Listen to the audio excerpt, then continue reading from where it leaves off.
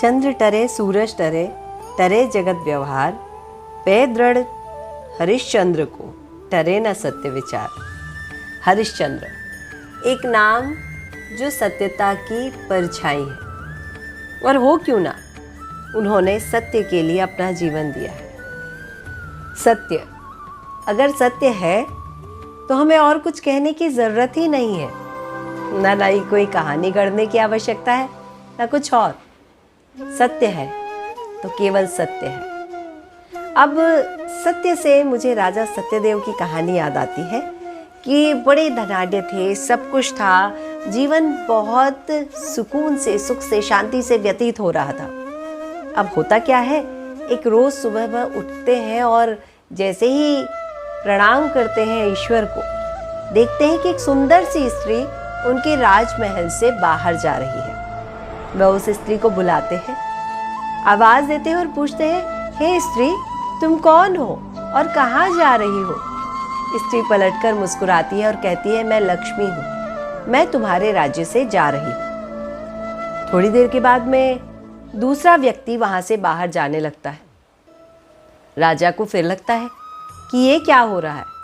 वह फिर से पूछते हैं कि हे दाता, तुम कौन हो, कहाँ जा रहे हो?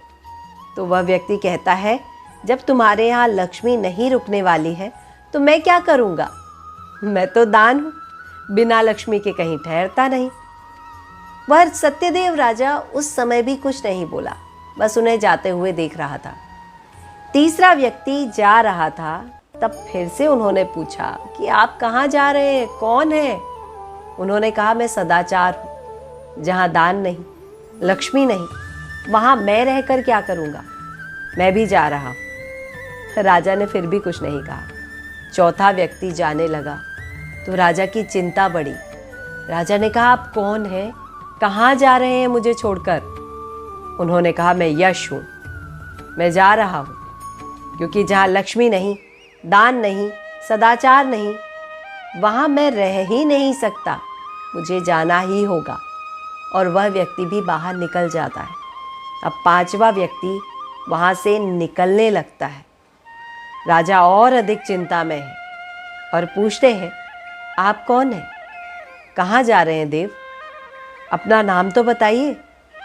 तो वह कहते हैं, मैं सत्य हूँ, जब यहाँ पर लक्ष्मी नहीं, व्यक्ति नहीं, दान नहीं, सदाचार नहीं, यश नहीं, तो मैं यहाँ रहकर क्या करूँगा? मेरा यहाँ पर कोई काम नहीं, तो मैं यहाँ से जा रहा हूँ। राजा इस बार अपने आप को रोक नहीं पाते और दौड़कर जाते हैं और सत्य के पैर पकड़ लेते हैं। कहते हैं, हे प्रभु, हमारे जीवन में लक्ष्मी ना हो चलेगा, दान ना हो चलेगा, सदाचार ना हो चलेगा, यश ना हो चलेगा, परंतु आप ना हो, ऐसे जीवन नहीं चल सकता। झूठ के सहारे जीवन जीने से अच्छा है इस जीवन का अंत हो जाना।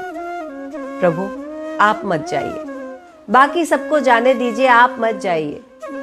उनके इतना कहते ही, उनके पैर पकड़ते ही मुस्कुराती हुई लक्ष्मी, दान, सदाचार और यश सब वापस आ गए। उनका कहना था कि जहाँ सत्य होता है वहाँ हम सब रहते हैं। कहते हैं ना, सत्य को समय लगता है पर वह मुखर होता ही है।